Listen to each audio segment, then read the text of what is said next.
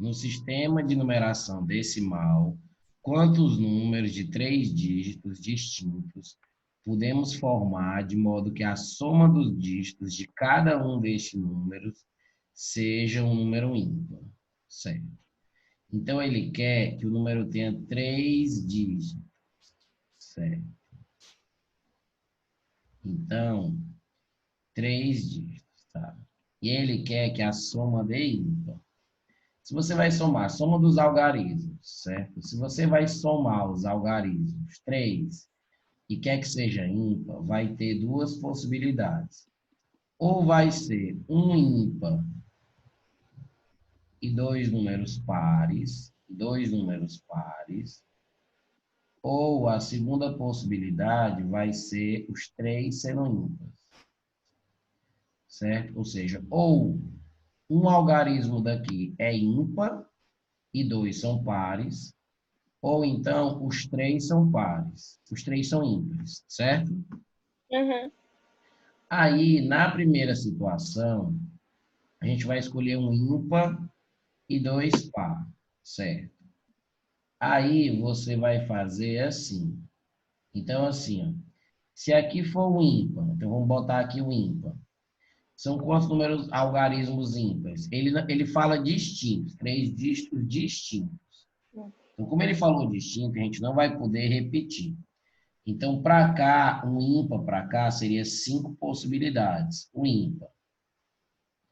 Aí, para cá, o par seria 5 possibilidades, o par. E para cá, o par seria... Para cá, o par de novo, porque tem que ser par, seria 4 possibilidades. Então, aqui vai ficar 5 vezes 5, 25, vezes 4, 100. Certo? Aí aqui, ó, mas vejam bem, o ímpar pode ser aqui no meio. Aí preste atenção agora na pegadinha, ó. O par pode iniciar e pode terminar. Só que se o par iniciar, ele não vai poder ser o Zero. zero. Então, aqui só vai poder ser 4 possibilidades sem o zero, certo? Aí aqui vai poder ser 5 e aqui vai poder ser 4 de novo, porque o zero não está aqui, mas vai poder estar aqui, certo? Então, aqui já dá 80. E aqui é a mesma coisa, par, par, ímpar. Ou seja, nessa situação que é um ímpar e 3 par, e 2 pares, eu estou colocando o ímpar aqui na frente, o ímpar no meio e o ímpar no trás. Ou seja, eu estou contando todas as possibilidades. Aí vai ser 4, 4 e 5 aqui também. Então, vai ser 80. Então, nessa primeira situação, já dá ó, 260 números, certo? E aí, Porque, a mas segunda situação... é porque, tipo assim, ó, no, esse par ímpar par, certo? Aí, Certo. tipo assim, o par, o primeiro par e o último, eles podem, tipo, alternar, né, não? Não, mas eles não podem ser a mesma coisa. Então, assim, se Ah, eu escolher aqui o algarismo 2 para ficar aqui na frente, aqui não vai poder ser o 2, porque ele diz que tem que ser 3 dígitos distintos. uhum. Mas quando é que eu faço que, tipo, pra ele, tipo assim, quando tem bota 3 dígitos, por exemplo, aí pode ser por várias formas, eles podem alternar entre si, que eu até multiplico por 3. Ah, tem um negócio que é a permutação. Só que nesse caso, eu estou fixando. Por quê? Por causa desse probleminha que é o algarismo zero não poder ser na frente. Então, o Entendi. algarismo zero, ou seja, você tem uma restrição nos números. Não é qualquer número par que pode ser na frente. Por isso que eu preferi fazer dividir em casos. Ou seja, eu fiz o caso começando com ímpar, e aí os dois aqui são pares, aí pode ser qualquer um, 5, 4. Fiz o caso em que aqui no meio é ímpar, só que aqui não vai poder ser zero, então só tem 4 possibilidades, por exemplo, o 1, o 2, o 3 e o 1, o 2 e o 3, ó. Ó, só pode ser par, então pode ser o Eu 2, entendi. certo? Aí, digamos assim, eu escolhi o 6. Se eu escolhi o 6 aqui, sobram 3 para cá junto com o 0. Ah, mas eu não posso permutar esses dois. Não, pode, só que eu estou fazendo esse caso aqui já. Eu estou separando um caso. Então, quando eu separo em casos, eu estou fazendo a permutação, mas eu estou analisando cada permutação em si, certo? Por causa dessas Entendi. restrições. questões, tá? Então, aqui vai ficar 260. E agora, se for três números ímpares, certo? Se for Fica três 5, ímpares, 4, vai ficar 3. 5, vai ficar 4 e vai ficar 3, porque aqui pode ser qualquer um ímpar, qualquer um ímpar e qualquer um ímpar, contanto que seja diferente entre si. Então, vai ficar 60, certo? Então, eu tenho 290 mais 60. 290 mais 60 vai dar 320 números, certo? Então, a resposta, creio eu, que é D de Dênio. 300, É. 320 números. Tá beleza? Uhum. Aí, vamos lá para a próxima. Ó, ele diz assim: uma banca de um determinado concurso é constituído de 3 examinadores, dos quais um é o presidente.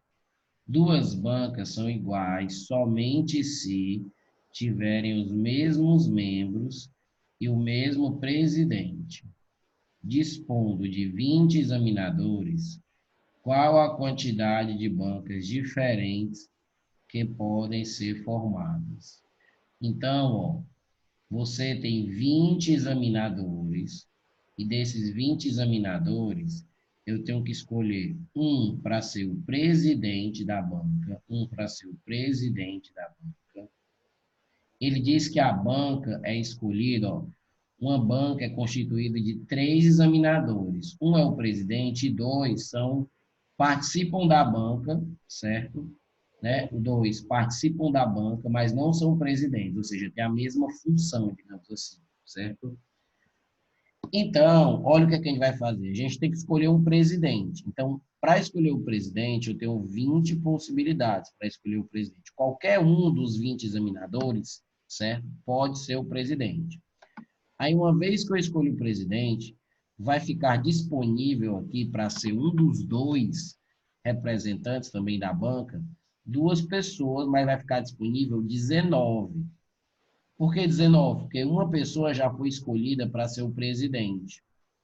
Então, dessas 19 pessoas, eu tenho que pensar quantos grupos com dois eu posso formar.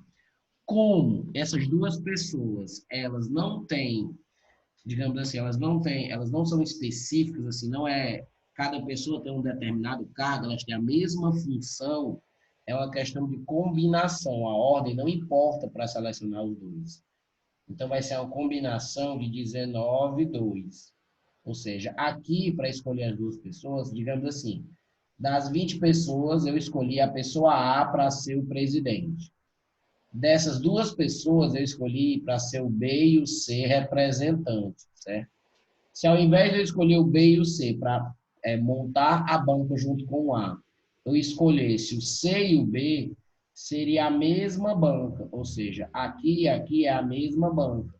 Então, a Mas ordem... por que não pode fazer, tipo, 20 vezes 19 vezes 18? Vamos lá, por que não pode fazer 20 vezes 19 vezes 18? Porque quando você faz 20 vezes 19 vezes 18, tu está dizendo que essa situação é diferente dessa. Ah, tá, O que eu estou entendi. dizendo é que é a mesma banca aqui, ou seja, escolher o B aqui e o C aqui, é a mesma banca que escolher o C aqui e o B aqui. Então, quando você vai fazer uma escolha, certo? E essas pessoas elas vão ter a mesma função, você vai formar um grupo, a ordem não importa. Então, a conta ela é assim. Então, vai ficar 20 vezes. Aí, a combinação de 19 e 2 é 19 vezes 18 vezes 17 fatorial sobre 17 fatorial, que é 19 menos 17, e 2 fatorial. Aí, eu vou cortar o 17 com 17. 2 fatorial é 2, eu corto com 20 para dar 10. Aí eu faço 19 vezes 18, né? 18 vezes 18 é 324. Somo mais 18 aqui, então vai ficar 342. Multiplica por 10, então vai ficar 3.420. Item E. Certo? É. Aí vamos para next. Eu fico salvando essas telas, tá? Depois eu mando os prints, porque o programa aqui ele salva Tá. essas telas, para depois tu verificar alguma coisa. Tem que virar algumas questões. Não é fácil. Ó, aí vamos lá, isso aqui. Questão 7.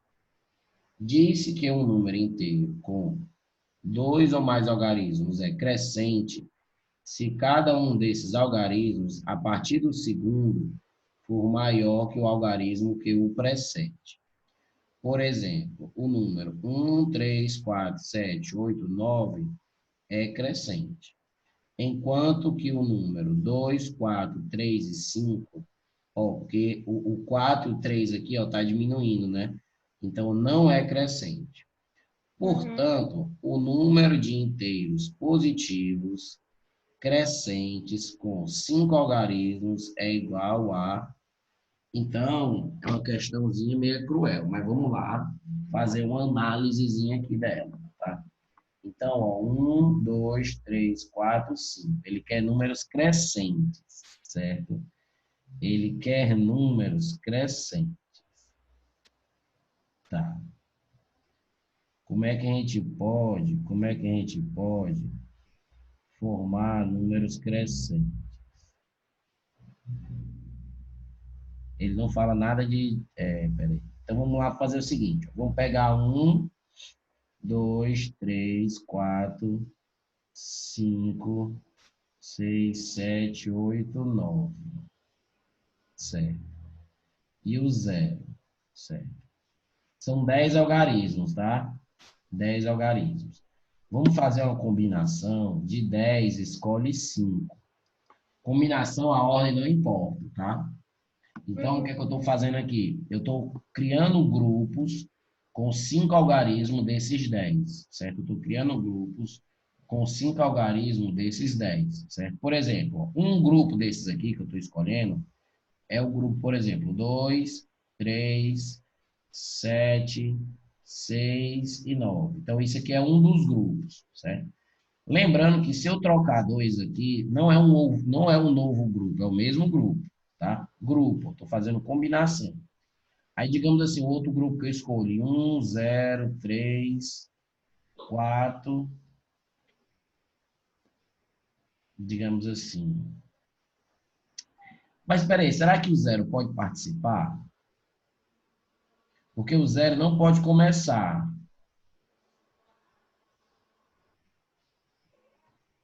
Tem essa ideia, né? O zero ele É. não pode começar.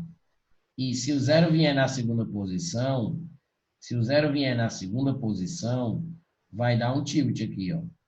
Porque esse número aqui, ele é crescente. Não. Esse número aqui, ele não é crescente, porque ele diz assim, ó.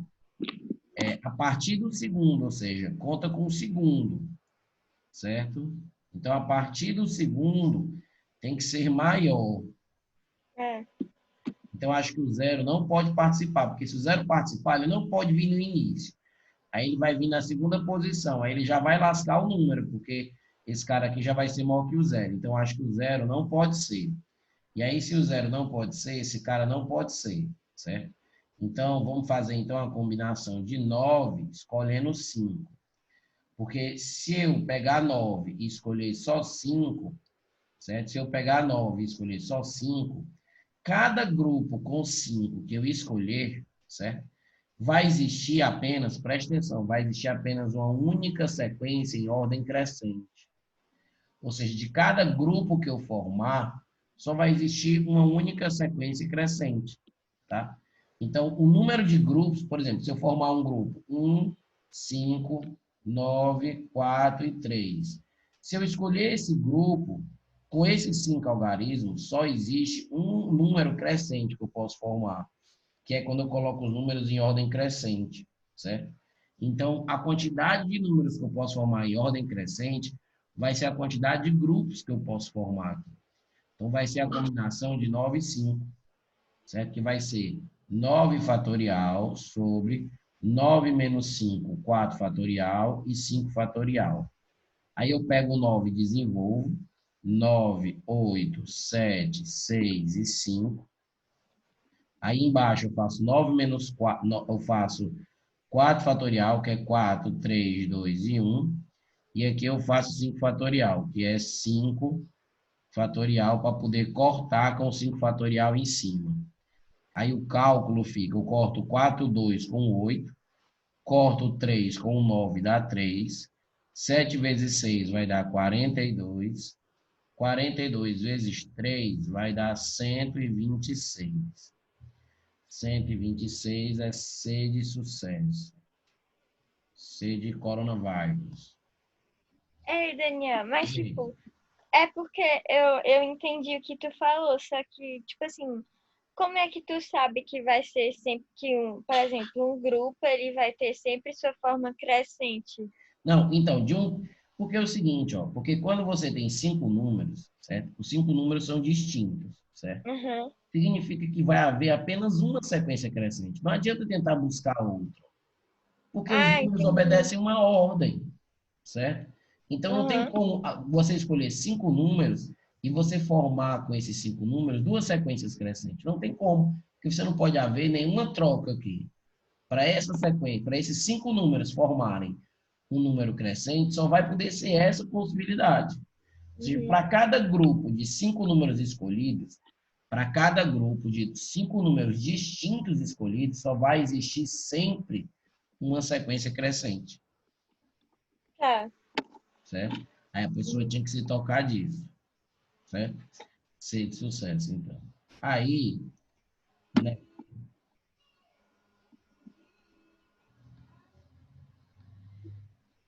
é isso aqui. Uma empresa possui 10 diretores, dos quais, vamos botar aqui, 10 diretores, dos quais 3 são suspeitos, 3 são suspeitos de corrupção. Foi resolvido se fazer uma investigação composta por uma comissão de 5 diretores. Os 5 diretores. A única condição imposta é a que a comissão de investigação selecionada tenha a maioria de diretores não suspeitos. Então, se eu tenho 7 suspeitos aqui, ó, eu vou ter se eu tenho 3 suspeitos, eu vou ter 7 diretores, então, que não estão suspeitos, não suspeitos, certo? Ou seja, desses 5 diretores, ele quer que a maioria não seja suspeito. Óbvio, né? Que é para não ter a corrupção aí não acontecer, né? Aí ele diz assim, selecionada ao acaso uma comissão para apuração das suspeitas formadas por diretores dessa empresa, é correto afirmar que a probabilidade de que esta comissão atenda à condição imposta no I está no intervalo. Então, ele quer saber qual é o intervalo da probabilidade de uma pessoa fazer essa escolha, certo? Então, vamos lá. Probabilidade, na verdade, é uma contagem, tá?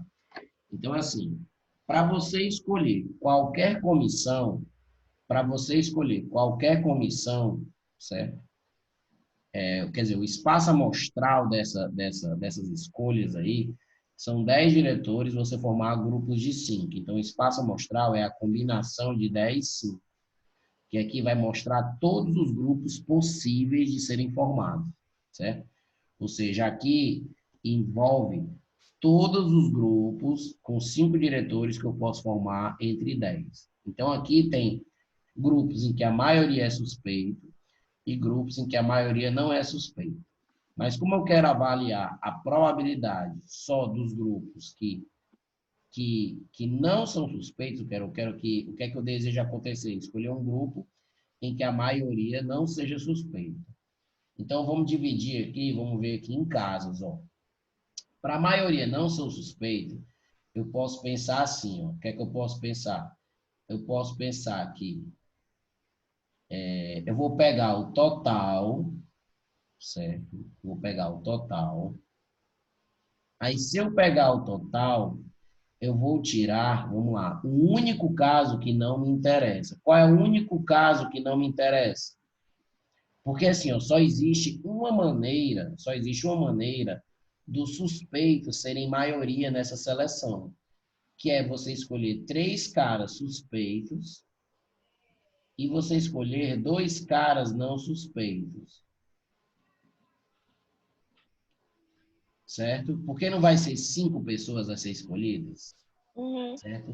A maioria de 5 é a partir de 3, certo? Ou seja, você só vai ter uma possibilidade, certo? Um tipo de situação em que a maioria dos diretores são suspeitos, que é o caso em que você selecione 3 suspeitos e selecione apenas 2 não suspeitos. Então, vamos fazer o seguinte, ó. Para selecionar 3 suspeitos, eu só tenho uma possibilidade, que são os próprios 3 suspeitos. E só tem uma possibilidade. Eu boto uma possibilidade e coloco, oh meu Deus. Para selecionar os 2 não suspeitos, vão ser combinação de 7, que é esse 7 aqui. Eu escolho 2. Beleza. Aí, agora é o seguinte. Ó. Agora é o seguinte. O total, como é que eu faço total? O total ó, é combinação de 10, 5. Então, vamos fazer esses cálculos aqui, ó, certo? Combinação de 10, 5. Certo? A combinação de 10, 5, certo? Vai ser, sabe quanto a combinação de 10, 5? 10, 0, 10, 1, 10, 2, 10, 3, 10, 4, 10, 5. É 2, 5, 2. A combinação de 7, 2 vai ser 21. Certo? Mas o total que tu falou vai ser a combinação de 10 escolhe 5, não é não? Exatamente. Então, a combinação de 10 escolhe 5. Aí, vamos lá. Ó. Então, vamos raciocinar aqui. Ó. Se eu pegar os 252 grupos que eu posso formar com esses 10 caras, certo? Presta atenção, Gabi. Eu só tenho como formar 21 grupos, certo? Eu só tenho como formar 21 grupos que a maioria é suspeita. Por que que eu só tenho como formar 21 grupos que a maioria é suspeita? Porque assim, a gente sabe quem são suspeitos. Então, os suspeitos são as pessoas A, B, C, certo? Mas os não suspeitos são os restantes. Mas para formar o grupo em que a maioria são suspeitos, eu vou ter que escolher o ABC, ou seja, o ABC tem que estar no grupo, e eu tenho que escolher 2 pessoas quaisquer para formar os grupos. 2 dentre 7 que não são suspeitas aqui. Então, para escolher entre 7 pessoas, 2 que vão formar os grupos com o ABC, vão ser 21 duplas diferentes. Cada uma dessas duplas diferentes vai poder se juntar com o ABC e formar uma diretoria diferente em que a maioria vai ser suspeita. Entendeu? Uhum. Então, para você pegar, então, uma diretoria em que a maioria não seja suspeita, eu subtraio. Vai ficar 241, então vai ficar 241 dividido por 252. Vai ficar essa contazinha aqui de corno, ó, 241, que é a total de grupos em que isso não ocorre, ou seja, em que a maioria não é suspeita, e 252, que é o total. Se eu fizer essa divisão, porque ele só quer saber o intervalo, mas o fato é que essa probabilidade ela é muito alta, certo? Essa probabilidade aqui ela é muito alta. Ou seja, existem poucos grupos em que a maioria é suspeita. Porque dentre 10 só tem 3 suspeitos. Ou seja, só tem tipo poucas possibilidades para isso. Então, eu estaria uma probabilidade bem alta, certo? Vamos fazer aqui a conta aqui na minha calculadora aqui. Na minha calculadora, calcules. A conta vai ser 241 dividido por 252. Quando for, eu fiquei pensando assim, ó, quando a pessoa for fazer a prova da Unicristo online, a pessoa vai poder, digamos assim, a pessoa está usando o computador, a pessoa vai poder, digamos assim, abrir a calculadora do computador e fazer alguma conta, né? Porque por mais que a Será? porque por mais que a câmera, eu acho, fique em você, certo? Por mais que a câmera fique em você, Os sites que você abre aqui, eles não vão ter acesso. O que você mexer no computador, você não vai ter acesso. Você não vai dar o acesso do seu computador todinho para ele. Você vai entrar no site para fazer prova. Eu acho que você não vai dar o acesso para ele todo. Eles não têm como verificarem. A não ser que você tenha que baixar um programa e entrar dentro desse programa para poder fazer a prova. É. Mas eu acho que não. Eu acho que vai dar para usar calculadora, porque a maioria dessas provas online está dando. Porque a pessoa abre a calculadora do próprio computador e aí já ganha um tempo. Eu tenho medo de abrir, eu não vou nem. Não, eu só estou dizendo, não estou pedindo para você fazer isso. Eu fiquei pensando agora. Ó, Aham. 095, daí tem E. Daí tem E. Não, a pessoa fica com muito medo, até porque, pelo que tem no edital, né, eles devem ter contratado alguma empresa de segurança para isso, É. porque eles não são especialistas nisso, então ele deve ter contratado alguma empresa para ajudar no dia da prova, verificar as fraudes e tal. E se o aluno for pego em fraude, me disseram que ele fica suspenso dos vestibulares, ou seja, ele acaba sendo proibido de cursar a Unicristo para sempre. Aham. Então, acho Eu que. achei de lascar, ela poderia colocar pela nota do Enem, era tão mais simples. Pois é, mas é porque muita gente não fez Enem. Muita gente que quer particular, o Unicristo, acabou que nem fez o Enem. Porque não é Mas na muito. Unifor tá todo mundo entrando. Não, chamaram poucos por enquanto. Não chegou ainda nem a Mas, abrir. Daniel, tu acredita que, tipo, dos classificáveis chamaram 69, assim, né? Aí, tu Mas acredita isso, eu que acredito que é. entraram. Isso, presta atenção. A Unifor, sem ser essa pandemia, costumava chamar 400, 500 pessoas dos classificados. Não, eu sei, só que agora tá, tipo assim, porque normalmente dos 100 classificados, por exemplo, entram 10, entram Aí 15, dessa vez, muitos se entraram matricularam. 30. Foi. Aí, por exemplo, chamaram os classificáveis agora, né? Aí chamaram 69, metade entraram. Tu acredita? Pois é, Tá todo então. mundo entrando. Tá, não, mas está todo mundo entrando, porque assim, a galera que pagou a inscrição, certo? Uhum, Para poder verificar a nota do Enem, comparar, é uma galera que quer fazer o curso, né? Porque senão não uhum, tinha porquê. E os uhum, colégios também, o Arid Sá, ele botava muito aluno bonzinho para fazer a uniforme, a medicina, só para ficar dentro das vagas e poder dizer que a maioria uhum. das vagas era do Arid Sá. Só que nessa, É, nessa pandemia, eles não fizeram isso.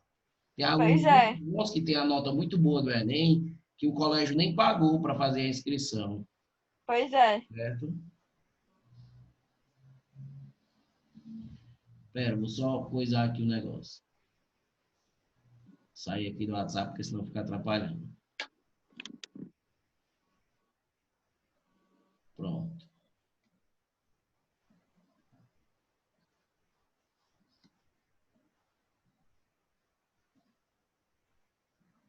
Pronto, ó. Vamos lá fazer essa aqui.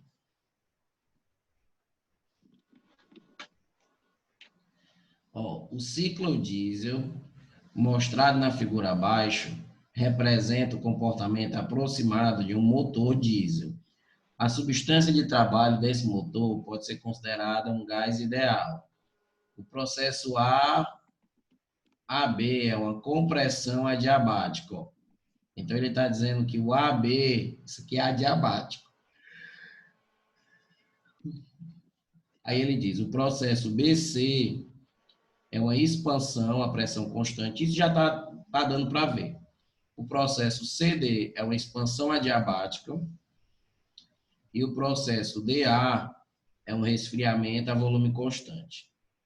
Assinale a alternativa correta. Então, essa questão aqui, ela é sobre a primeira lei da termodinâmica, certo? Que diz que o ΔU, que é a variação da energia interna, é a quantidade de calor menos o trabalho, certo?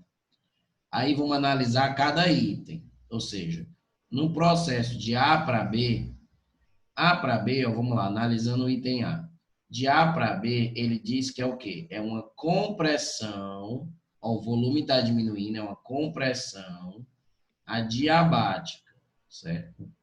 Então, se é compressão, o trabalho ele é negativo, certo? E se é adiabática, não troca calor com o ambiente. Ou seja, se é adiabática, não troca calor com o ambiente, o Q é zero. Então, se não troca calor, o Q é zero.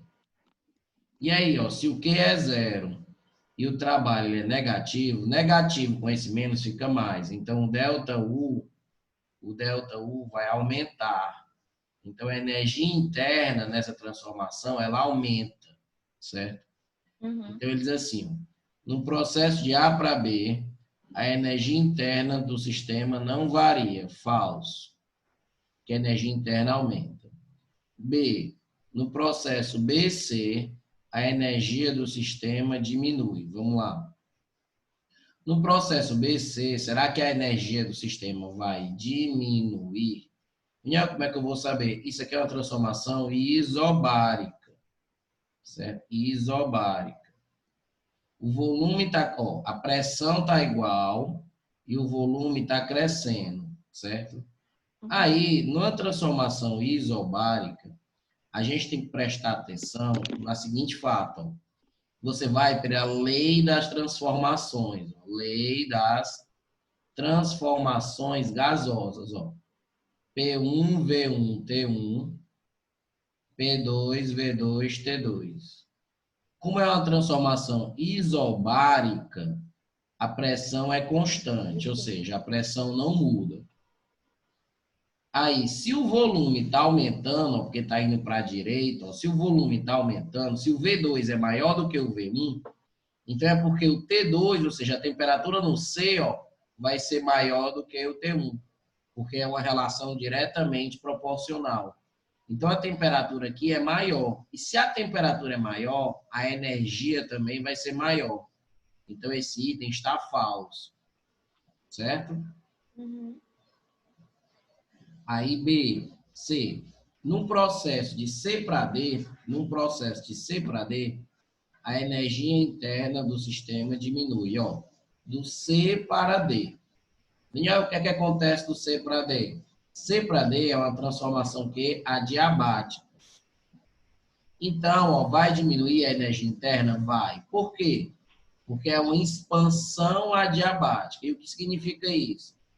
Se é expansão, o trabalho é positivo, certo? E se é adiabática, não troca calor. Então, eu penso assim, ó, para o gás realizar um trabalho, ele vai ter que gastar energia. Como ele não vai poder receber energia térmica, calor do meio ambiente, ou seja, de fora, para ele se expandir, ele tem que realizar um trabalho, ele vai gastar a energia dele mesmo. Então, a energia interna diminui. Se você olhar a fórmula ΔU é igual a Q menos o trabalho, se o Q for zero e o trabalho ele for positivo, como tem esse menos na fórmula, vai ficar o ΔU, vai ficar negativo. Uma variação negativa é uma coisa em que o final ele é menor do que o inicial. Quando a variação é negativa, significa que o final é menor que o inicial, então está diminuindo. Então, para um gás se expandir, né, numa expansão adiabática, sem receber calor, ele tem que gastar energia para poder expandir dele mesmo, né, a energia interna dele. Então, a resposta é C de sucesso, certo? Aí, Aí vamos Daniel, lá, no mas o quadro. que? Deixa eu A minha analisar os dúvida. outros dois. Ó. No Ah, tá. processo de D para a energia interna do sistema aumenta, do D para A, né? Do D para A, não, ó, porque assim, ó, do D para A o volume é o mesmo. Ó. Vamos analisar nessas verticaisinhas, ó, a gente pode analisar por esse fator aqui também. Ó, tá? Então, ó, a gente percebe que o volume é constante aqui, ou seja, o volume é constante de D para A, o mesmo volume. E se a pressão vai diminuir, a temperatura também diminui, certo? Ou seja, quando o volume é constante, se a pressão diminuiu, é porque a temperatura também diminuiu. Então, a energia interna não aumenta, ela diminui. Ei, Daniel, mas quando é que a energia interna é zero?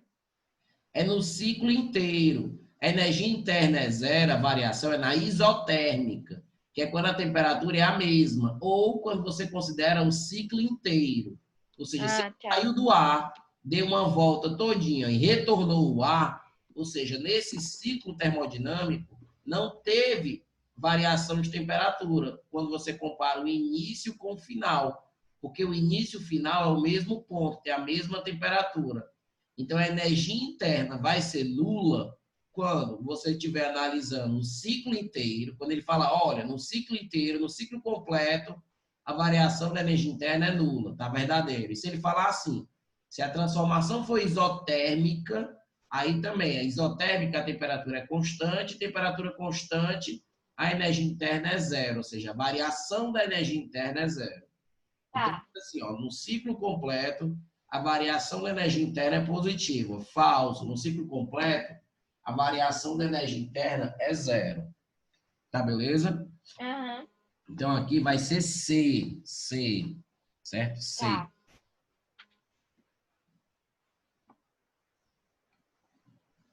C de corona. Ó. Questão. O número aí. Ó. 2. Um circuito elétrico é constituído por 3 capacitores, 4 resistores e um gerador ideal, conforme a figura abaixo. O circuito é submetido a uma tensão elétrica de 220 volts. A carga elétrica armazenada pelo capacitor de 10 o quê, menino? 10 alguma coisa Faraday. É um isso. É. Mas ele dá 10 e não sei o que Faraday, e ele quer ir não sei o que Faraday. Tudo bem, certo? Eu nunca vi esse I, tá? Eu Mas não vamos. entendi o que ele esse I para mim significa a corrente elétrica, né, não? Não, a corrente elétrica, mas presta atenção. O I realmente nas fórmulas, presta atenção. O I nas fórmulas significa corrente elétrica, nas Uhum. fórmulas. Mas quando você vai representar a grandeza da corrente elétrica, você coloca assim, ó, 20 amperes, é um azão. Pois é, Eu mas sei. se aqui fosse corrente elétrica, teria amperes. Ele tá dando ó, a carga elétrica armazenado pelo capacitor de tanto. O capacitor ele é medido em Faraday, a capacitância Uhum. dele. Isso Tá. aqui é para ser como se fosse assim, um submúltiplo do Faraday, tipo Uhum. microfaraday. Pode ser que seja erro de gráfica, pode Uhum. ser que tenha sumido aqui, só tenha aparecido um, mas também pode ser uma grandeza que a gente desconhece, ó, porque tem ó, o milifaraday, o microfaraday, o nanofaraday, tem o picofaraday, vai que existe alguma coisa e Faraday. Mas, presta atenção, não vai mudar a nossa ideia. Mesmo que você fique na dúvida, você vai conseguir acertar. Você mantém a postura, e vamos fazer o que é que dá para fazer. O que é que dá para fazer?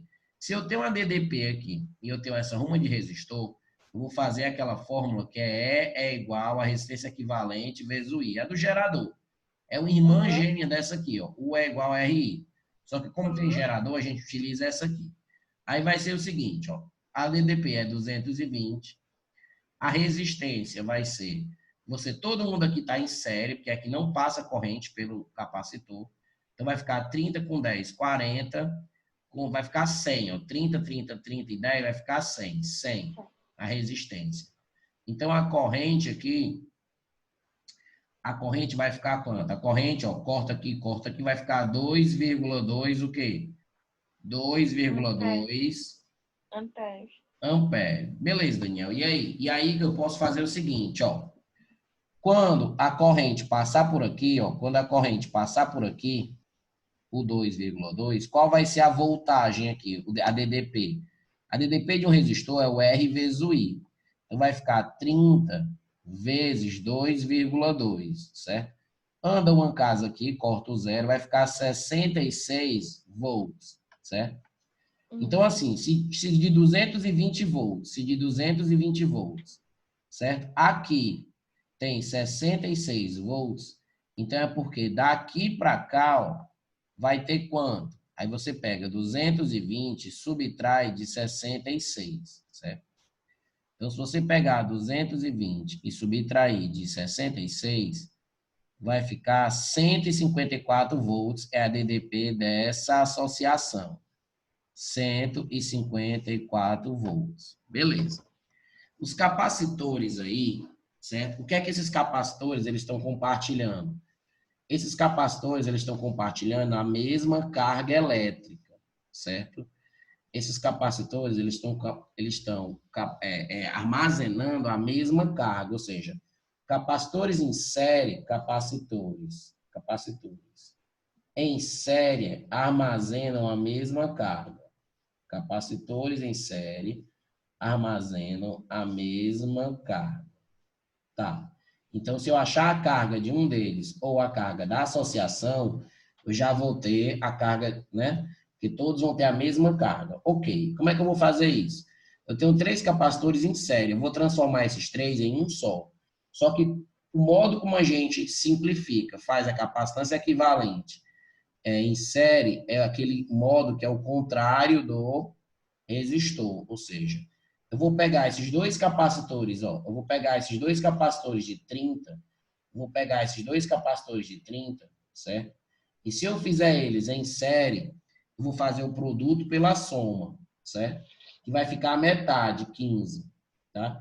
E depois eu vou pegar o resultado, que é o 15, e vou fazer o produto pela soma com 10. Vai ficar 150 por 25, vai ficar 6, certo? Então, a capacitância desses 3 caras é 6. E aí a gente vai finalmente usar a fórmula. Carga é igual a capacitância equivalente vezes a DDP. Ó. Vai usar a famosa fórmula QQ, né? Usar a famosa fórmula QQ. A carga é o que eu quero descobrir. Ele quer, ó, determine a carga elétrica. A capacitância equivalente, ela é em 6. E a DDP, ele vai ser 154. Então, a carga vai ser 6 vezes 154, vai ficar 6 vezes 150 é 900, 924. Aí, assim, Daniel, por que que a gente vai poder usar esse I? Porque, assim, ó, o I aqui, ó, veja, o I aqui, ele está na capacitância. Então, se o I aqui está na capacitância, ó, se o I aqui, ele está na capacitância, ele vai aparecer bem aqui, ó. Ele vai aparecer bem aqui, o 6i aqui, ó. Vamos supor que esse I é como se fosse uma unidade, um submúltiplo, certo? Então, ele apareceria bem aqui, ó, e ele apareceria bem aqui, ó. Então, ia ser 924 izinho Coulomb. Ei, Daniel, mas tipo assim, essa carga aqui é para todos esses capacitores? É, É igual para todos os capacitores? essa carga é igual para todos os capacitores. Mas se fosse em paralelo, seria diferente? Seria, se fosse paralelo, o que eles teriam igual era a mesma DDP. E aí eu já acharia logo, porque a DDP de cada um deles ia ser 154. E aí eu já poderia usar logo a fórmula com a capacitância de cada um deles e a DDP da associação. Uhum. Em paralelo é o mesmo que? DDP é que nem É, resistor. DDP. Mesma Certo. DDP entre eles. Uhum. Mesmo U. Certo? Uhum.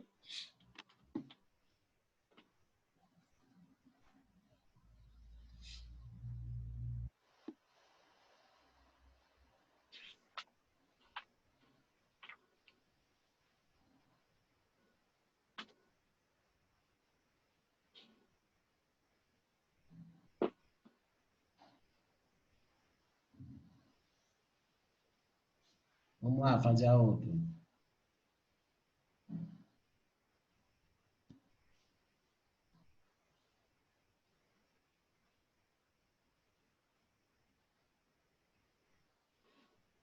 Ó, vamos lá. Aí,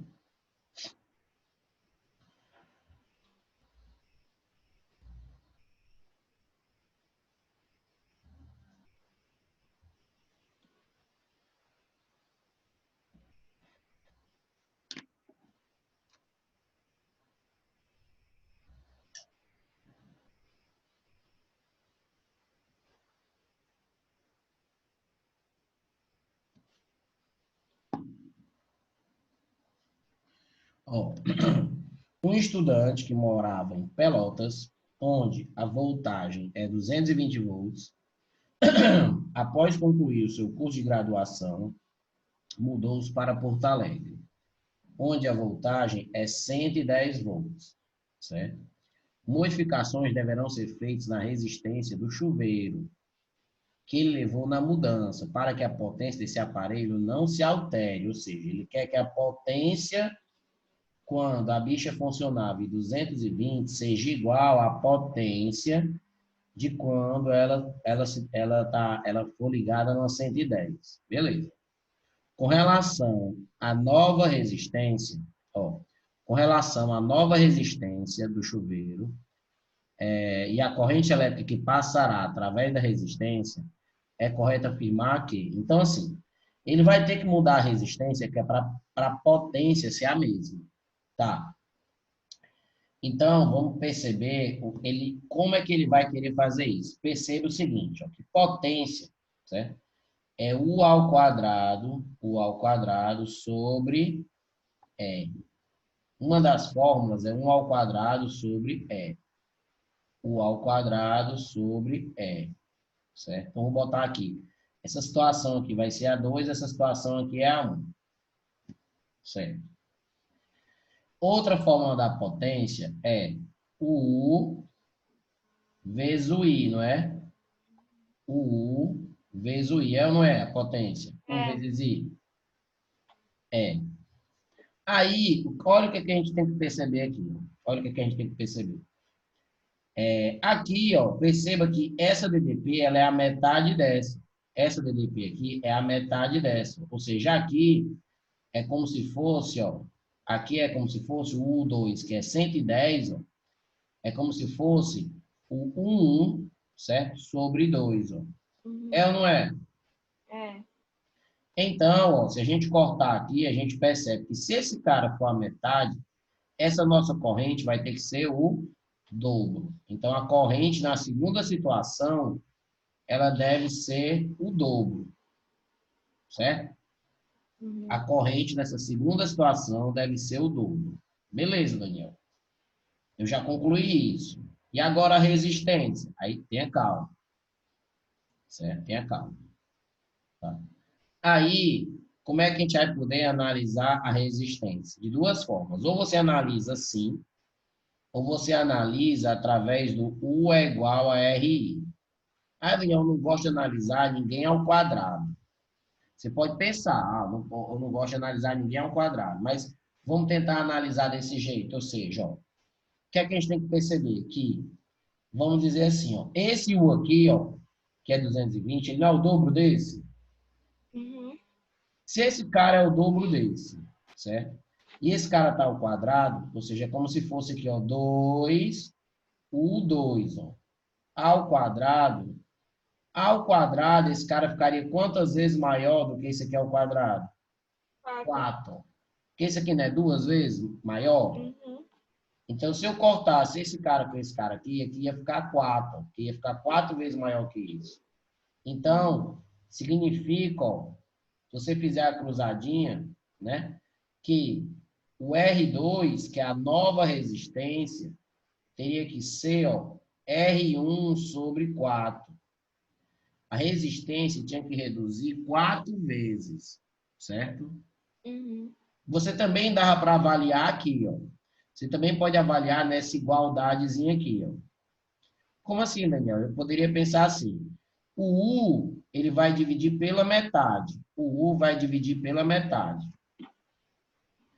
E o U vai dividir pela metade. E o I vai dobrar. O I vai dobrar. Então, se você passar esse nego dividindo, a resistência aqui ia ficar o 2 quando passasse ia ficar assim, ó, U sobre I, e esse 2 quando passasse ia ficar um 4 embaixo. Só que U sobre o I, isso aqui ó, é a resistência antiga. É a resistência antiga. Então, a nova resistência seria essa resistência sobre 4, ou seja, também daria para analisar por essa forma. Mas eu teria escolhido essa, certo?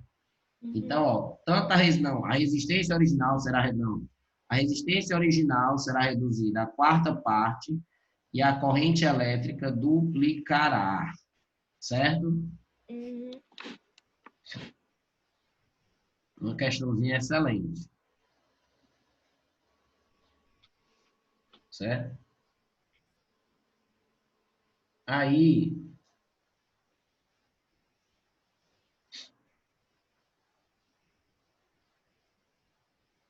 Essa minha questão, a resposta só dá 12,08 segundos. essa aqui, É, mas a resposta, e lá tem um gabarito, tem outra, que eu tinha olhado sim. Deixa eu só então pode conferir ser de novo. que esteja errado, mas deixa eu fazer aqui. Então, assim como as cafeteiras de cápsulas, não há grandes segredos. No caso das cafeteiras elétricas, quando elas são ligadas na tomada, a água aquece até 70. Acontece então a troca de pressão e ela passa lentamente para o compartimento de cima, gotejando sobre o pó de café e liberando a bebida. Brincou com os cafeteiros, beleza, para utilizar. Né? Vamos lá. Um aquecedor formado por uma resistência interna é usado para aquecer 100 gramas numa determinada máquina de café instantâneo. Seu manual mostra que o aquecimento é de 1560 watts. Então, ó, a gente vai colocando aqui as unidades, ó, as grandezas. O que significa que converte a energia elétrica em calor a essa taxa. Sabendo que a temperatura da água colocada no reservatório é de 25, ou seja, aqui é a temperatura final e aqui é a temperatura inicial, que é 25. Aí ele diz, ó, de acordo com o exposto no texto, pode-se afirmar que o tempo necessário para levar a temperatura, ignorando quaisquer perdas de calor, será, e aí ele te deu o calor específico, que é 4.190 joules por quilograma Kelvin, certo? Aí, o que é que o cara quer, então? O cara, ele quer saber o tempo. O cara quer saber o delta T, o tempo que ele tem que ligar a essa cafeteira para poder ter esse processo aqui. Então, vamos descobrir qual energia é essa. Então, assim, analisando as fórmulas, seria assim, a energia elétrica que a cafeteira vai, né, transferir, vai ser igual à quantidade de calor que essa água vai receber, esse café vai receber. Aí a energia é uma fórmula que é a potência vezes o tempo. Energia é uma fórmula que é a potência vezes o tempo, tá? E Uhum. a quantidade de calor, certo? É aquela famosa fórmula do Quimacete. Não vou colocar o T aqui para não confundir. Então, nos livros também, algumas vezes, tem MC delta T, certo? Uhum. Aí, geralmente, essa quantidade de calor ela é dada em calorias. Só que nessa questão, ele já deu o nosso calor específico, que é esse carinha aqui, em joules. Então, a energia no sistema internacional é em joules, ou seja, o que é o watt? O watt é uma taxa com que um determinado dispositivo está consumindo energia, certo? Então, o watt significa joules por segundo. Então, quando é 1.560 watts, é 1.500 joules. Então, já está em joule aqui. Esse lado aqui já está em joule. Esse Mas lado eu não, aqui já eu está não em entendi joule. por que tu colocou, tipo, energia igual a quê? Vamos lá. Porque aqui eu tenho duas formas de energia. Eu tenho a energia elétrica, que é a cafeteira, por ter uma resistência, ela vai dissipar, uma resistência vai esquentar e vai dissipar, vai ser o efeito Joule. E essa energia vai ser transformada em quantidade de calor, que vai aquecer a água, certo? Então, nessas questões que a gente utiliza um resistor para dissipar a energia por efeito Joule, esquentar uma água, esquentar uma coisa, você vai ter que dizer que a energia elétrica vai ser igual à quantidade de calor. Toda energia elétrica vai Uhum. ser convertida em calor, certo? Porque ele diz que não vai ter Uhum. nenhum desperdício de energia. Aí a energia elétrica é a potência vezes o tempo. A quantidade de calor que essa água recebeu vai dar para eu descobrir, porque eu tenho essas três grandezas. Eu só estou Uhum. usando logo a fórmula, que é essa igualdade, que é para ver se dá para cortar alguma coisa. A Tá. potência é 1.560, e eu falei só sobre um detalhe, que era o detalhe do Joule, porque geralmente o Cesimo é em calorias. Então, numa questão como essa, geralmente Esse Q está em calorias, esse E está em joule. Então, a gente tem que fazer a conversão. E, geralmente, ele dá no item, ele dá na questão, tipo, uma caloria é tantos joules, para você poder fazer a regra de 3. Nessa ele não deu, mas 90% das questões que envolvem esse tipo de questão tem isso, certo? Então, é só um detalhe. Aí, ele quer o tempo, ele quer o ΔT. A massa, aí vem outro detalhe. Ó. No calor específico, a massa, ele usa o quê? A massa? Quilograma. Quilograma. Então, se a massa aqui está 100 gramas, você vai transformar para quilograma, que é 0,1 quilo. Então, você vai colocar aqui 0,1. Calor específico, ó, 4.190. Outra coisa, a pessoa pode ficar confusa, como alguns alunos ficam, com esse casinho aqui. É Esse Kelvin. K é para dizer em Kelvin. O aluno, vale da minha nossa, eu vou ter que passar para Kelvin? Não. Não, porque nessa fórmula eu preciso da variação de temperatura. Então, o que o calor específico está dizendo é que a variação de temperatura tem que ser em Kelvin. Só que a gente se lembra que a variação de temperatura em Kelvin é a mesma variação de temperatura em Celsius. Então, nessas fórmulas que aparecem delta teta, ou seja, variação de temperatura, e aparece o casinho de Kelvin, eu não tenho que me preocupar, é como se fosse Celsius, porque a variação é a mesma. Então, a variação aqui, ó, de Celsius é 25 para 70. 25 para 70 é 45 com 25 fica, né, 45. 45 aqui, ó. 45. Você subtrai. Aí fica uma conta dessa, né? Uma conta dessa é a famosa conta de corno, certo? É a famosa conta de corno. 0,1 vezes, bicho, aqui então vai ficar 419 vezes 45 sobre 1.560. Essa conta, ela está em segundos, certo? Essa conta aqui está em segundos, tá? É que é 1.560, eu não cortei o zero não aqui, ó. Já ia esquecendo o zero aqui.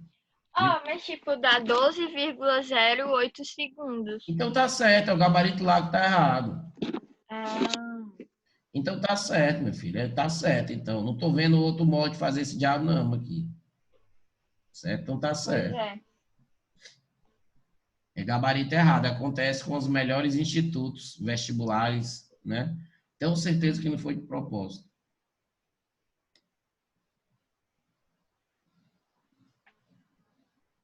Ó, vamos para cá. Aí essa questão 8. Questão 8. Ó, questão 8. Um trabalhador carregando uma esquadria metálica, top, eu sei nem o que é esquadria, mas tá aqui, ele tá carregando um cargo aí, certo? Uhum. Metálica de resistência elétrica R sobe com velocidade de módulo constante uma escada colocada abaixo de um fio, conduzindo a corrente elétrica intensa e a situação está esquematizada na figura abaixo, certo? Ou seja, ó, olha o que está acontecendo. O trabalhador está carregando uma esquadria. A gente não sabe o que é esquadria. Eu não sei o que é esquadria, certo? Aí ele diz assim, ó,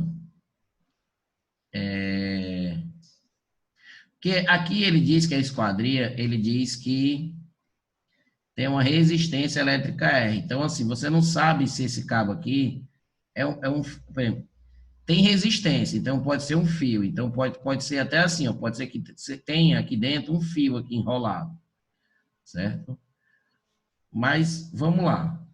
Aí, o que acontece? Aí ele quer saber o que é que acontece, se o cara está se aproximando aqui, ó.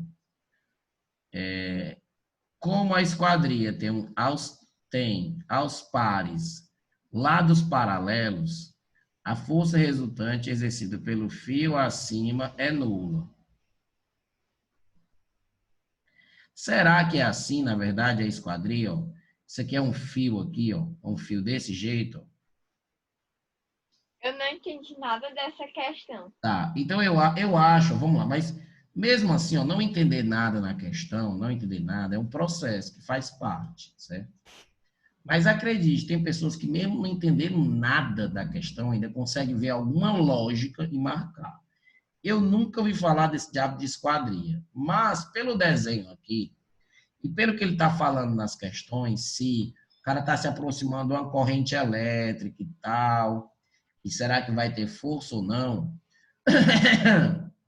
Eu pensaria assim, isso aqui deve ser um fio, deve ser uma haste assim, ó, que tem resistência.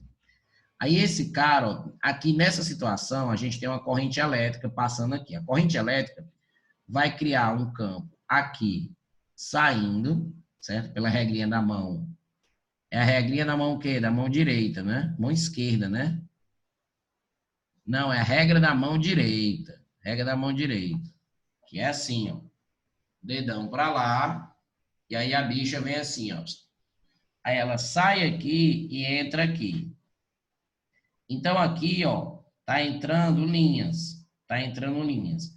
Só que quando o cara ele se aproxima daqui, o que é que acontece? Vai entrar mais linhas. A intensidade aqui vai aumentar. Por que, que a intensidade vai aumentar? Porque ele está ficando mais perto. E aí existe aquela lei chamada lei de Lenz. Lei de Lenz. Que diz o quê? Que se dentro de uma região aqui, ó, certo? Dentro da região o fluxo não pode variar.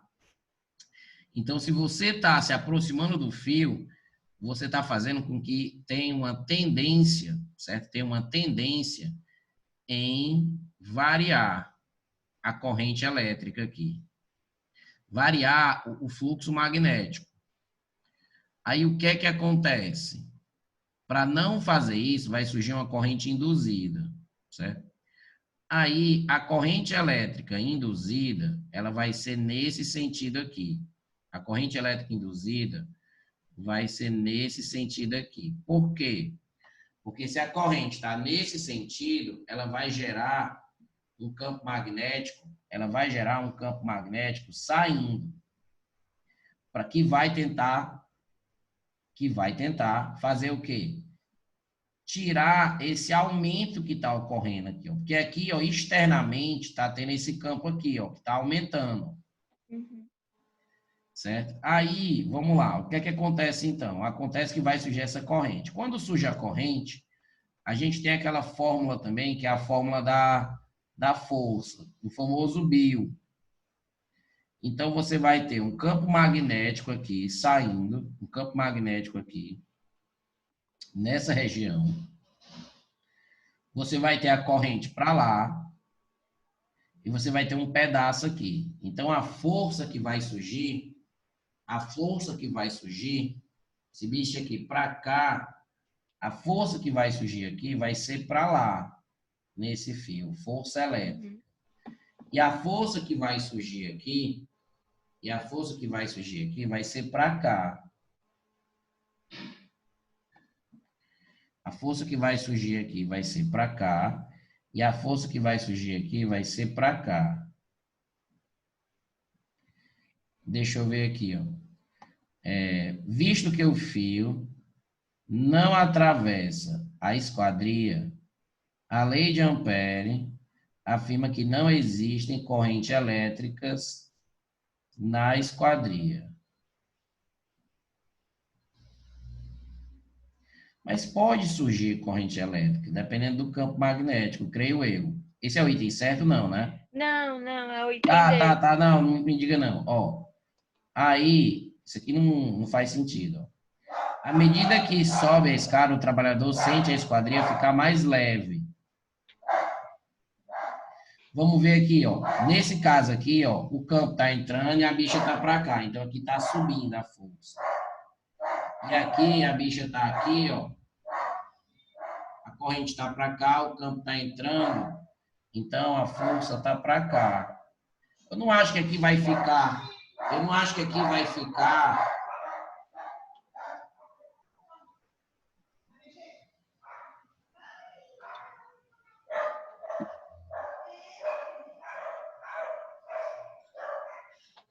Pera. Porque assim, esse campo aqui ele é mais intenso também do que esse aqui.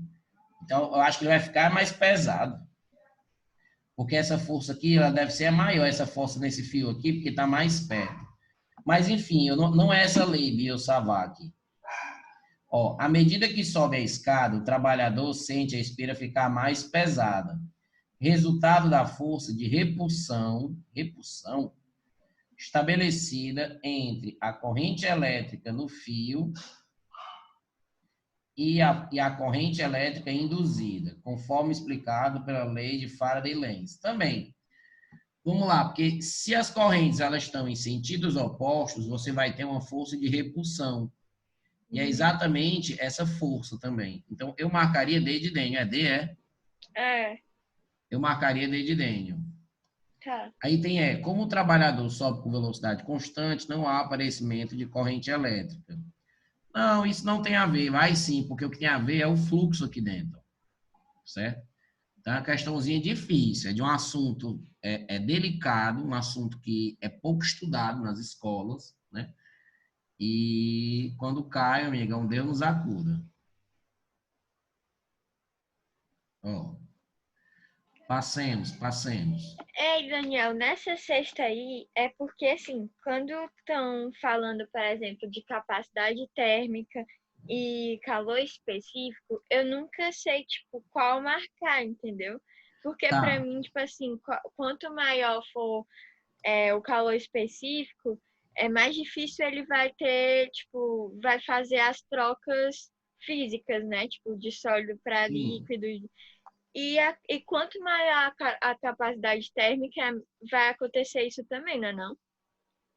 Sim, mas é porque assim, ó, o calor específico é uma propriedade da substância, calor específico.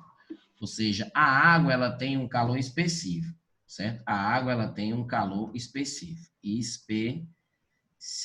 Calor específico é em caloria por grama grau Celsius, ou seja, ele avalia que para cada grama de água eu vou precisar de uma caloria para variar 1 grau Celsius. Então, qualquer água que você tiver, água aqui, um copo com água, uma garrafa d'água, é uma piscina cheia de água, qualquer água, o calor específico vai ser o mesmo. Porém, concorda que para eu fazer 100 gramas de água variar a temperatura e eu fazer 2 quilogramas de água variar a temperatura, eu vou precisar de maior calor aqui?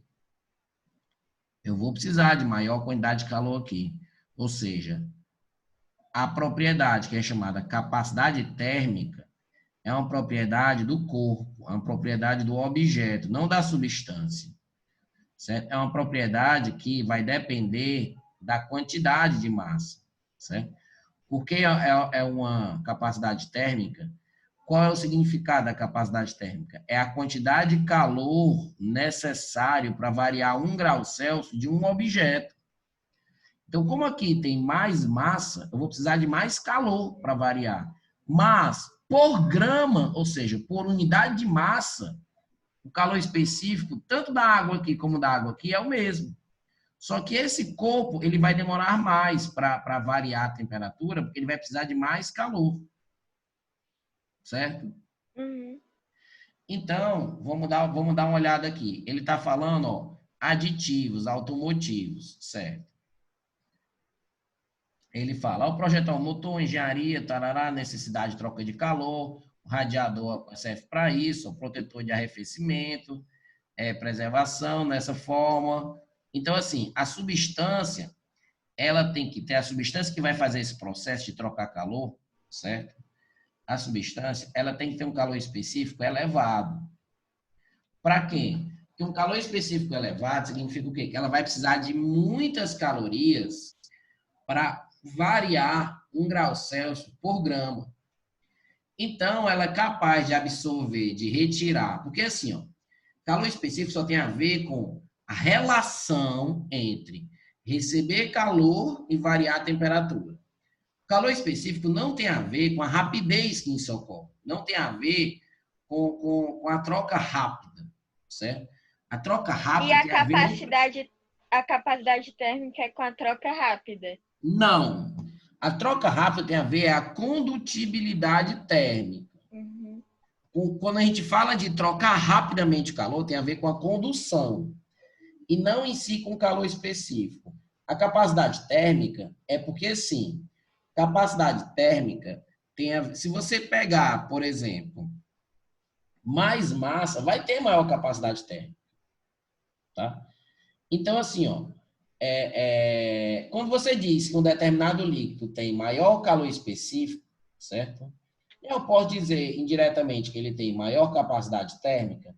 Não, porque depende da massa. Pode ser que ele tenha, mas a capacidade térmica é uma coisa que depende da massa, ou seja, depende da extensão do objeto que você está analisando, certo?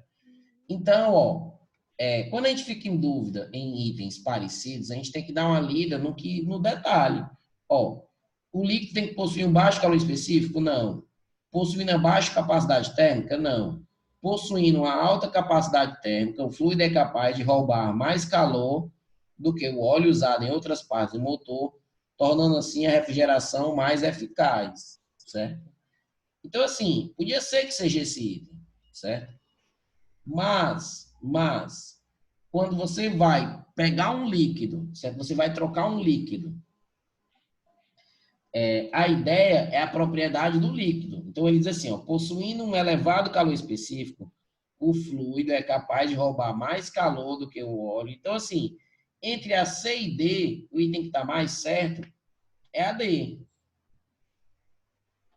porque é uma propriedade do líquido. Ou seja, por que se usa um líquido diferente?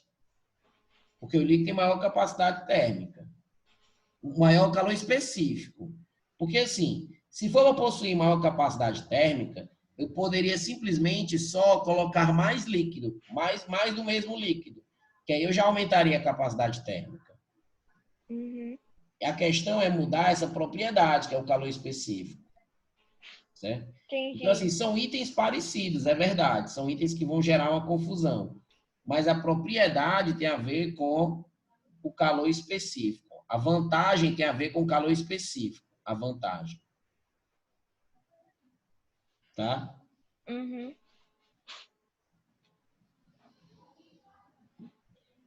Ó, vamos lá.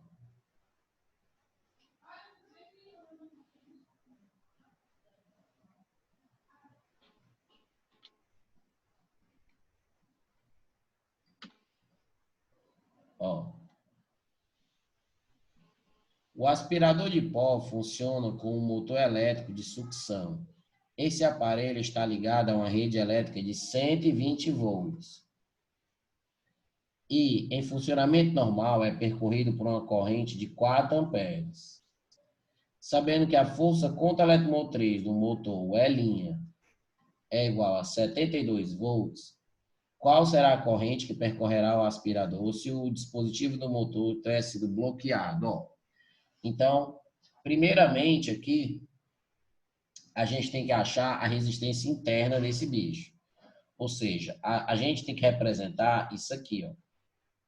O motor, ele é representado assim, ó, certo? A corrente elétrica no motor, ela vai passar assim, ó, no sentido contrário. Então, assim, essa aqui é a resistência interna e esse cara aqui, ele é 72 volts. O cara vai ligar o motor numa DDP de 120. Então, se o cara vai ligar o motor no DDP de 120, para esse resistorzinho aqui, ó, vai sobrar o que para esse resistor? Vai sobrar, ó, 120 menos 72. Então, vai sobrar 28, vai sobrar 48 volts para esse cara. Ou a gente usa aquela equação, que é U é igual a E' mais RI. E aí vai ficar a mesma coisa, você usar isso. Porque aqui você descobre que nesse cara aqui tem 48 volts, e se a corrente é 4, você usa U é igual a RI nele, e aí você fica 48 vai ser igual a resistência dele, vezes a corrente dele, que é 4, certo? E aí você vai descobrir que a resistência interna, vou até chamar de Rzinho, para não confundir, certo? Vou até, não é que eu confundi, é a anotação correta, 4. Então o Rzinho vai ser 12 ohms, 12 ohms. Beleza. Aqui seria a mesma coisa, eu descobriria a mesma coisa, eu só estou fazendo de maneira diferente. Então, Uhum. que é a DDP que ele vai ligar o motor é 120, a força contra eletromotriz dele é 72 e a corrente dele é 4. Então, se eu fizer esse cálculo, vai dar o mesmo, o Rzinho dá 12 ohms. Daniel, e agora? Não é isso que ele quer? Não, não. O que é que ele quer? Ele quer quando ele bloquear o sistema do receptor. Ao bloquear o sistema, porque o receptor ele funciona com um eixo que fica girando, todo receptor. Quando você bloqueia, você vai estar impedindo a peça mais importante de estar consumindo volts. Aqui. Você impede a transformação de energia elétrica em energia mecânica, que precisa girar alguma coisa para você transformar energia elétrica em energia mecânica. Então, você torna, certo? Esse cara todinho só um resistor. Então, agora a tensão é uma tensão agora de 120, é uma tensão de 120 apenas para um resistorzinho de 12. E aí, quando isso acontece, a corrente vai aumentar muito. A corrente vai ficar 10 amperes, certo? A corrente vai ficar 10 amperes nessa situação, tá? E se a corrente é 10 amperes, se a corrente vai aumentar tanto, era 4 e vai passar a 10, e a gente sabe que a potência dissipada, aqui já acabou a questão, mas a potência dissipada é Rzinho i ao quadrado, ou seja, a potência dissipada de um resistor, ele aumenta com a corrente, ao quadrado ainda. Então, como a corrente vai aumentar muito, a potência dissipada nesse resistor interno vai aumentar muito. A resistência interna vai esquentar muito. E algo, quando, Dan, e algo quando se eu não, esquenta muito, geralmente papoca. eu não entendi porque, tipo assim, porque tá dizendo que foi bloqueado o motor, né? Eu não Eu, entendi porque foi os 72 volts. Ah, não, mas é ah, exatamente isso. Ou seja, no Tópicos da Física tem essa parte. Eu me lembro que eu te expliquei, mas faz muito tempo, obviamente, né? Tem essa parte quando você bloqueia o eixo de um motor. É uma situação inusitada. Por exemplo, se o ventilador está funcionando, certo? Então, uhum, tem uma parte dele que está esquentando, que é por causa da resistência interna, e tem uma parte dele que está transformando energia elétrica em energia cinética, está movimentando as hélices. Se você segura a hélice de um ventilador, impedindo de ocorrer essa transformação de energia, se você faz isso, certo? O que é que acontece? Toda aquela energia elétrica, ela vai ser dissipada no resistor interno, ou seja, toda aquela voltagem vai para o resistor. Quando o motor ele se encontra nesse estado que é ter o seu eixo bloqueado, certo? A gente cancela esses 72 volts porque não vai ocorrer isso, ele não vai consumir 72 volts para fazer essa transformação. O aluno já entendi. tinha que conhecer essa situação de um receptor, certo? Porque é Uhum, uma situação possível de um receptor, é quando ele está no mau funcionamento, quando ele está sendo o eixo bloqueado, tá beleza? Já caiu uma questão uhum, dessa na Unicristos, de eixo bloqueado. Acho que foi uhum. 2015 que caiu. Então, quando ele falar eixo bloqueado, você tira de um receptor a força contra a eletromotriz, vai ficar só o resistor, ele se transforma só no resistor, Uhum, certo? uhum. É meio que a pessoa tinha que saber já. Se a pessoa não soubesse disso, a pessoa ia ficar tendo que imaginar muita coisa aí para saber que realmente não ia ter essa DDP.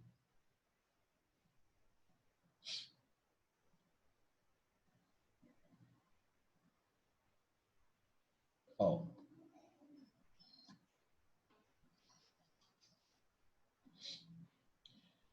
termômetro digital é sem dúvida uma grande evolução, parará, parará, termômetro agrediu o meio ambiente, termometro mais...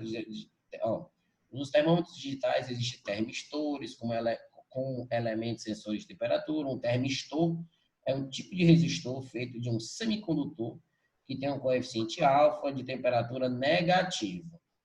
O coeficiente alfa de temperatura negativo exibe uma diminuição da resistência elétrica quando submetido a um aumento de temperatura. O alfazinho é negativo, ou seja, ele está dizendo que quando a temperatura aumenta, certo? Quando a temperatura aumenta, a resistência diminui. Então, o que ele está dizendo é que quando a temperatura aumenta, a resistência diminui. Tá. Aí ele diz, para um termistor em um término digital, medir a temperatura passa em uma medição de temperatura de um enfermo, a resistência do termistor diminui para 85% do seu valor em estado normal. Então, ele está dizendo que a resistência vai diminuir, vamos botar aqui, ó, diminuir 85%. Aí eu multiplico por 0,15, né, não? Pera. Ele vai diminuir para 85% do seu valor. Ele vai diminuir para 85%. Ele não vai diminuir de 85%. Ele vai diminuir para 85% do seu valor. Então, ele diminui a 15%. Uhum. É para, não é diminuir de, certo? Existe uma diferença entre diminuir de e diminuir para. Aí ele diz assim, ó, temperatura corporal é de 37. Aí a pergunta, considerando essa situação, qual a temperatura medida neste paciente? Aí ele quer saber o quanto aumentou, certo? E ele te dá o coeficiente, ó. Ele me dá o coeficiente. Ele me dá o coeficiente. Porque assim, então a variação foi de 15%. Então, vou botar assim, a variação de 15% vai ser o coeficiente, que é 0,06, vezes a variação de temperatura. A variação vai ser o coeficiente vezes a variação de temperatura. 15%, então aqui é 6%, aqui, ó, 15%. Aqui eu posso botar como sendo 6%, Uhum. certo? 6%. Aí eu corto 100 com 100 e 15 dividido por 6, certo? 15 dividido por 100 vai dar 2,5. Então, a variação de temperatura é 2,5. Então, se estava 37, a temperatura vai estar 39,5. A temperatura vai estar 39,5. Quando você tem um coeficiente como esse, certo? O que é que esse coeficiente ele está fazendo? Lembra das bichas de dilatação, das fórmulas de Uhum. dilatação? O coeficiente, ele multiplica a variação de temperatura, certo? Que multiplica o valor inicial, certo? Então, é como se fosse assim, ó. A resistência final é a resistência inicial mais alfa, porque assim, num resistor, a resistência ela vai aumentar com o aumento da temperatura, porque aquela constante que é a resistividade, ela aumenta. A resistividade, ela varia com a temperatura, certo? Então, a resistividade varia com a temperatura e aumenta, então a resistência, ela também aumenta. Só que o cara está dizendo que o coeficiente ele é negativo, ou seja, quando o coeficiente é negativo, vai acontecer a mesma coisa, só que diminui. Ou seja, mas é a mesma ideia da fórmula, eu acho. E quando você passa esse R0 para o lado de lá, você faz assim, a variação da resistência, ou seja, a variação da resistência é igual ao alfa vezes o ΔT. A variação da resistência é alfa vezes o ΔT. Então, foi mais ou menos o que eu fiz aqui. O grande lance que eu acho que tu errou também foi porque ele não diminui 85%. Ele Não, diminui... mas eu multipliquei, tipo, meio que 0,15 vezes a resistência, entendeu? Tá, mas... então, mas assim, mas a resistência que vai ficar é 85% do valor. Porque ele disse que diminui para 85%. Então, a variação foi de 15%. Uhum. Tá? Então, fica desse jeito aqui. Tá. É esquisita a questão, mas é assim mesmo. Aí, ó.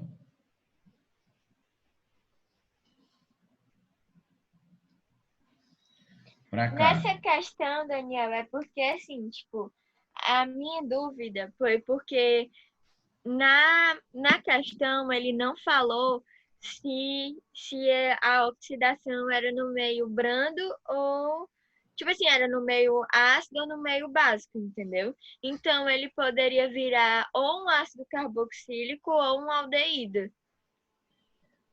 Certo. Deixa eu ver aqui.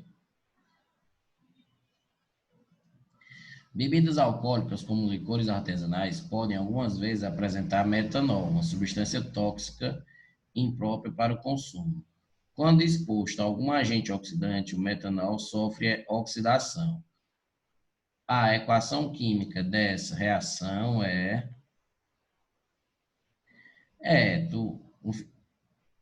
tu não deixa de estar certa. Não deixa de estar certa também, tá? Não deixa de estar certa. Ai, qual eu iria colocar? Porque, tipo, Não, mas assim, vamos lá, mas eu colocaria o quê? Eu colocaria a oxidação, eu colocaria B. foi o que eu marquei também. Ele botou A, foi? Foi, a resposta é A.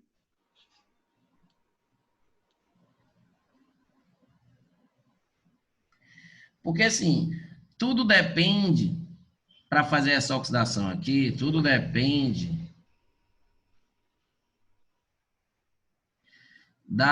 pelo que eu me lembro, depende se a oxidação ela vai continuar, se ela vai ser uma oxidação forte ou fraca, se vai ter agente oxidante no meio suficiente. Porque a ideia é que o álcool primário, né, ele se Uhum. oxida primeiro para aldeído, isso é E verdade. depois por Depois, ácido quando continua carboxílico. a oxidação, ele vai se oxidar a ácido carboxílico, ou seja, todo álcool, se continuar a oxidação, vai chegar um dia no ácido carboxílico, o álcool primário, né? Uhum. Então, é uma questão estilo S mesmo, aquela questão que gera polêmica, porque você fica sem saber, certo? Você fica sem saber. Será que o produto vai ter a água também como produto? Creio eu que sim também. Geralmente a água aparece como produto de uma oxidação. Geralmente a água aparece como produto de uma oxidação. Mas, eu não sei, ó. Ou é A ou é Ei, B. Realmente ficou assim, fica na dúvida. Eu acho que eu erraria também, eu acho que eu marcaria B. Eu ia pensar, macho, ele não está falando nada. Eu sei que isso aqui é a tendência, ocorrer. Eu acho que eu marcaria ácido carboxílico mesmo. Ei, Daniel, e por exemplo, na transição enérgica, ela é uma transição, é quando tá no meio ácido, né? Meio ácido, exato. Tá. Então, tá.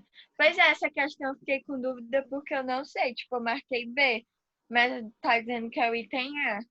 E não tem nenhuma explicação, não. Não. Um site que tem as explicações, a UES é um vestibular que tem explicações no site do Eu Farias vou Brito, procurar então. no Ari de Sá. Ele deve dar alguma informação. Olha, sabendo que é a cerveja e tal, não sei o quê. Eu não sei o que é que ele vai dizer aí. Ou então ele pode dizer que, a, que é uma oxidação branda, porque fica no recipiente fechado e tal, não é uma coisa que está exposta a uma oxidação. Não sei o Uhum, que é que ele pode inventar aí. Mas é uma tá. tendência natural ele chegar em ácido carboxílico. Uhum, Mas pode ser que nas bebidas ocorra difícil. Mas as duas reações aí representam a oxidação do metanol. Uma, digamos assim, uhum, é uma oxidação completa e a outra é, digamos assim, incompleta. Mas saber uhum. qual que ocorre na bebida, não sei não. Até porque nem eu bebo, então, certo? Não sei não, sei. As questões da UES às vezes é cruel, viu, mano? Tipo, pega um caso bem específico, assim, acaba sabe o conteúdo, mas ainda consegue errar a questão. Eles pegam no pé da pessoa. Ó, esse question aqui. Então, ele diz assim: FUVEST. Em um laboratório químico, falando em questões com pegadinha, né? Vem a FUVEST logo. Ó. Em um É. laboratório químico foi encontrado um frasco contendo glicolol e que apresenta o seguinte rótulo: C7, o composto alfa, C7H8O. Para identificar a substância, foram feitos os seguintes testes. Dissolveram-se alguns ml do líquido no frasco em água, resultante resultando uma solução neutra. Só com água foi neutra, ou seja, só com água ficou neutra, certo? Esse aqui é o 1 que ele está falando. Adicionar-se uma gota de ácido e uma pequena quantidade de um forte oxidante.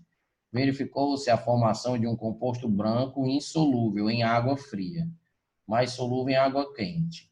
A solução desse composto em água quente, que é solúvel, apresentou pH 4. Então, ele diz que, ou seja, ele fez uma oxidação, então ele está dizendo que ele fez uma oxidação, e um dos produtos da oxidação, ele disse que era insolúvel frio, mas que quente era solúvel e que formava um pH 4, que é um pH ácido. Certo. O segundo, nesse momento, já começa a brotar lágrima no olho da pessoa. A pessoa, eu estou na FUVEST, né? Ó, o sólido branco, obtido no teste anterior, foi dissolvido em etanol. Então, sólido branco, eles pegaram esse sólido branco, porque as pessoas entram muito pouco no laboratório para poder se lembrar que diabo é esse sólido branco. Mas já a gente tenta chegar à conclusão de quem é que é esse diabo de sólido branco. Sólido branco, obtido no teste anterior, foi dissolvido em etanol. E a solução foi aquecida na presença de um catalisador. Essa reação produziu o benzoato de etila. Então, essa reação produziu o benzoato. Benzoato é isso aqui. Benzoato de etila, que é um éster aromático de fórmula C9H10O2.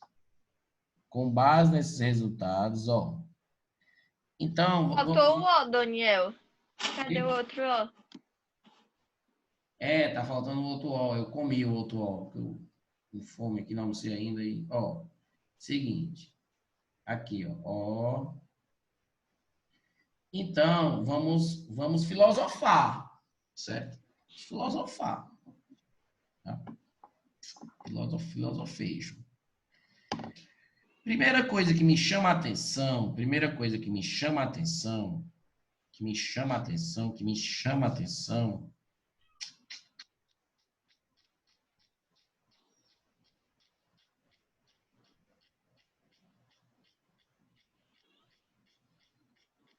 achando que é B. Calma.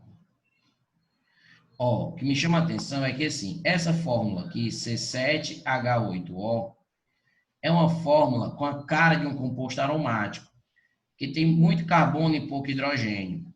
Certo? Tem muito carbono e pouco hidrogênio. Tá? Se sofre oxidação, quem sofre oxidação? Quem sofre oxidação são os alcenos, que sofrem oxidação. São os aletos, que sofrem oxidação. Certo? E os aletos não, mas por de aletos sofrer oxidação, quem sofre oxidação são os alcenos e são os álcoois. Então, este cabo aqui, eu acho que ele tem cara de ser esse composto ali, ó, que é o CH2OH. Aí, quando ele sofre oxidação, esse cabo aqui, porque o álcool ele é praticamente neutro. O álcool, tipo, em água, ele é praticamente neutro, certo? Diz que aí, quando esse cara sofre oxidação, ele vai passar isso aqui para aldeído e, se continuar, né, como a gente estudou, né, mas a UES contradisse a gente, mas se a gente estudar, vai funcionar um ácido carboxílico. E aí, mas como ele é grandão, ele tem um benzeno, ele pode ser o nosso sólido branco. Ou seja, o nosso sólido branco pode ser que seja esse cara aqui, ó, que é um sólido insolúvel quando está frio. Pode ser esse aqui, ó. Aí, quando esse cara reage com o etanol, é aquela reação de esterificação entre um ácido e um álcool, produzindo exatamente o que ele está dizendo ali, ó, que é um éster. Então, eu acho que a gente matou a charada. Eu marcaria esse item aqui. Mas é uma questão que, para desvendar, precisa ter paciência, ter calma. Ei, Daniel, pois eu acho que eu vou ficar por aqui, viu? Você já vai dar 1 hora e tu tem aula. Geral... Não, mas se tu quiser, a gente pode continuar tirando dúvida. Ah, ei, e outra coisa, agora que eu lembrei que amanhã a prova é só de linguagens e humanas, de É, manhã. Então, é só quarta a prova. Amanhã tu acha que tu tem vaga? acho que sim. Porque aí qualquer coisa tu me avisa se tu tiver. Tá, mas agora tá querendo encerrar mesmo, mesmo que eu tenha tempo? É porque eu já vou almoçar, já estão me chamando. Tá, tudo bem, tudo bem. Não, então amanhã a gente se fala. Aham. Aí tu me diz quanto foi? Tá, beleza, pode deixar. Tá. Aí Ó, amanhã, tchauzinho. não esquece, viu, de mim amanhã, se tu Tá, tiver pode vaga. deixar. Tá, beijo. Tchau. Beijo. Tchau.